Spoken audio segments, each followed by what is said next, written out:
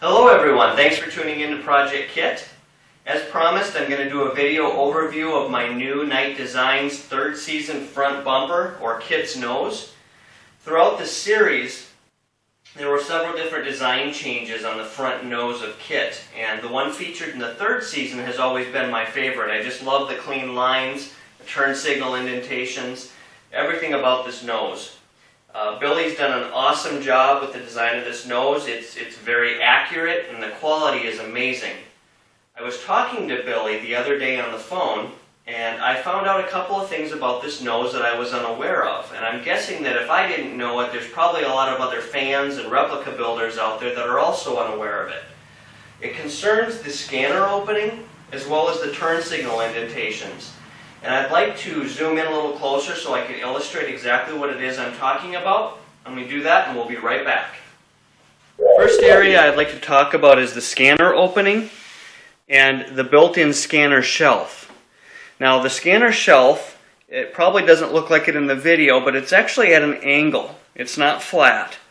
And it's done that way on purpose. Billy has made his scanner shelf sit at an angle so that when the scanner is sitting on the shelf, it actually tips back at an angle and follows the lines of the hood, the natural lines of the hood, which the hood actually comes to a small point in the front, and it's not flat. So by having the scanner bar or scanner shelf tipped, we eliminate the gap that you usually see on most of the scanner bars on replicas. There's always a small gap along the hood line. This eliminates that. Now on Joe's bar that I purchased, it's a screen accurate, authentic reproduction, but the angle that his bar has is sharper than the natural angle that is built in to Billy's bumper. And I don't know if you can see on here, I'm going to try to zoom in. There's actually a pencil line right here that shows the difference between this bar and the natural lip that Billy has included on his scanner shelf. And there's several options I have to make this scanner fit properly, but they would involve using a Dremel tool to remove this much of the lip, as indicated by the line, so that that scanner bar sits flush. Now I'm not comfortable with doing that right now until I have the bumper mounted on the car and actually can see how that hood line and everything is going to fit. So I'm going to wait until the car gets back from body work and actually temporarily mount that bumper or the front nose on the car and then figure out what I want to do with this scanner shelf.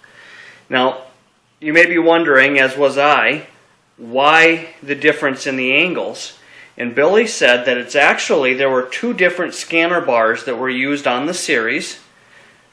The one that Joe has made a copy of for his scanner bars is actually the later seasons, the ones done by Universal. The first scanner bars were done by Michael Chaffee, and all of Billy's bumpers were modeled after the scanner bar that Michael Chaffee used on the Pilot bumper. So as a result, there's a slight variance in the angle. I'm very curious to see what this is going to look like once I get the hood on, but for right now we're going to hold off on making any drastic cuts. I definitely like that Billy has included the scanner shelf to mount the scanner bar to, and that he did angle it so that it's got the natural lines of the hood. We're going to zoom back out one more time just to show again, if that was modified, my bar would sit like this, right up flush, and it would naturally follow the lines of the hood. The next part I want to talk about is the turn signal indentations on this bumper, which actually is one of my favorite features about this style of bumper. On the series, it would be common to see KITT driving along and you could see his turn signals through a small slit just underneath the lip of the hood. So the hood sits like this and you'd see just a small slit of light coming out. I really thought that was sleek and streamlined, and I loved that look.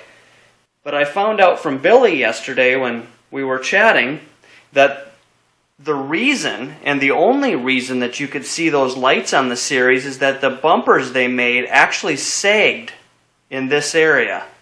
And it sagged down enough that you could see the turn signal indications. He said you will not be able to see the turn signals behind this small gap that you can see here. It's about as high as my finger. But you will not be able to see the turn signals, which really surprised me. That's going to change my plans a little bit. I was counting on the fact that you'd be able to see those turn signals and I would not have to locate them down here with the fog lights. So I got to thinking, what can I do to make that work? They sell some very small LED strips, and my plan is to get some amber LED strips the same length as the stock turn signals and find a way to fashion them just inside this gap so that you won't see them from the outside, but when the blinkers or the turn signals are on, it will be very visible in that little slit, just like you saw on the show.